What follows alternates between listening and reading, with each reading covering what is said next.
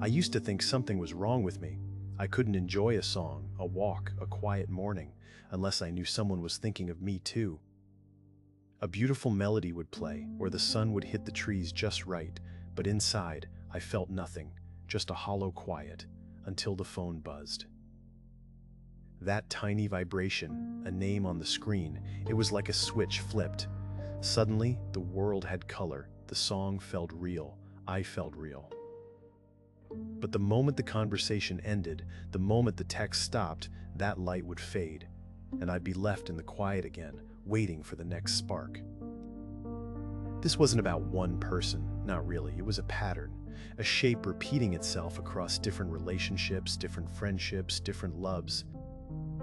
I was constantly searching for someone else to reflect my own worth back to me, to make me feel present, to make me feel anything at all. It felt like being a chameleon, always shifting my colors to match the person I was with, to be what they needed so they'd stay, so I'd feel alive. This cycle, I didn't even know I was in it. It was just how I was, how I experienced connection, or what I thought was connection.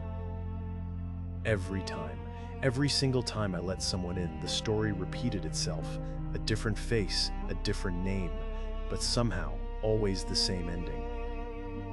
I didn't fall in love with them, not really. I fell in love with how alive I felt when they paid attention to me. Their gaze was my oxygen. This is the mechanism, the real, raw truth. It's called anxious attachment, when someone else's presence becomes the only thing that regulates your nervous system. Their attention isn't just a comfort, it's a critical, vital function, like breathing. So their absence doesn't just hurt, it feels like withdrawal, a physical ache. Every text, every call, every shared moment became a dose, and when it wore off, the craving began, the desperate need for another hit of validation.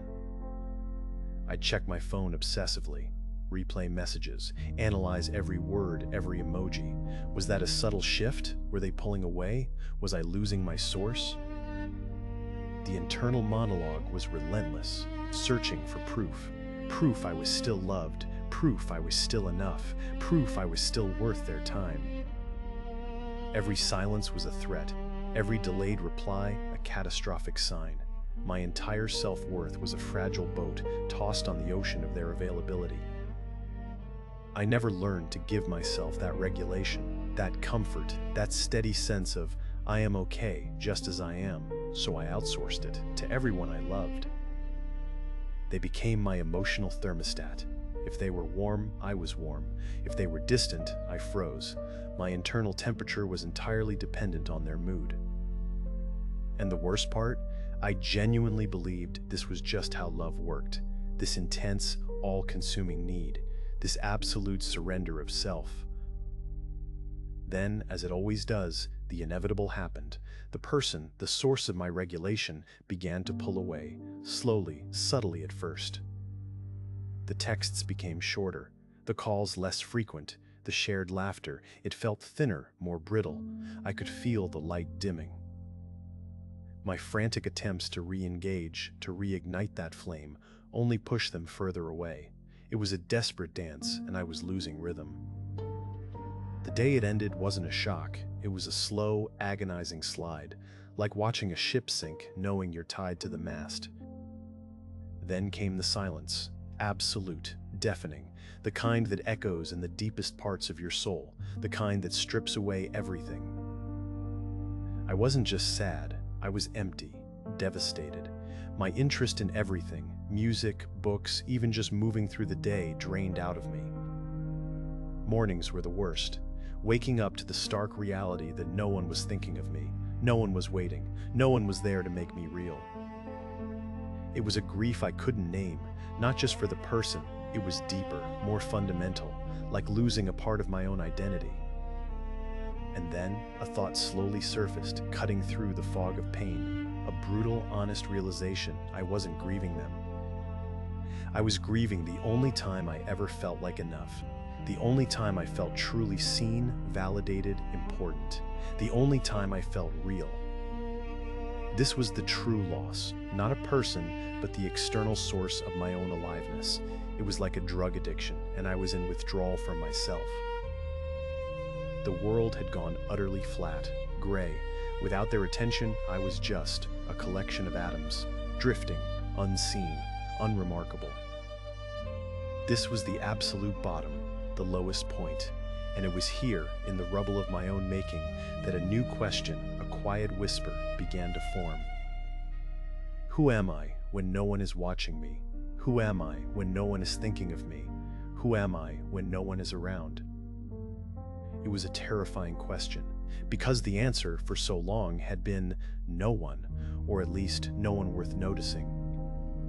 But for the first time, I felt a tiny, almost imperceptible urge to find out, not for someone else, but for the quiet, lonely person still standing here. The shift wasn't dramatic. There was no sudden healing montage, no grand revelation, just small, deliberate choices. I started with tea, making a cup, slowly, mindfully, not for comfort, but just to feel the warmth in my hands, to be present with myself for 5 minutes. Then a walk, without headphones, without a destination, just feeling my feet on the ground, not performing okayness, just existing. It was clumsy at first, awkward. The old urges would flare up, the phone would call to me. The need for external validation was a powerful current. One night, my thumb hovered over their name. Just one text, I told myself, just to feel that spark again, one more time. But each time, I'd bring myself back, to the feeling of the mug, to the sound of my own breath, to the simple fact that I was here, and I was okay. It wasn't about erasing the pattern, it was about building a new one, an internal one, learning to regulate my own nervous system, to be my own anchor. Slowly, painstakingly, I started rebuilding a relationship with my own presence, a dialogue with the self I'd abandoned for so long. The quiet moments didn't feel so hollow anymore. They felt peaceful, a space where I could finally hear my own thoughts, not just the echoes of others. It's not about being fixed, it's about being honest. Honest about the wound, and honest about the slow, deliberate work of healing it yourself. Because when your sense of aliveness depends entirely on one person's attention, it's not love. It's a nervous system looking for regulation it never learned to give itself. Recovery isn't get over them faster. It's rebuilding a relationship with your own presence so you're not empty when someone else leaves.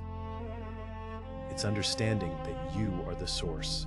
You are the echo chamber, and the love you hear first must be your own. The journey is long, it's messy, but every small step away from external dependency is a step closer to true, unshakable self-possession. I don't need someone to love me to know I'm still here. I just forgot that for a while.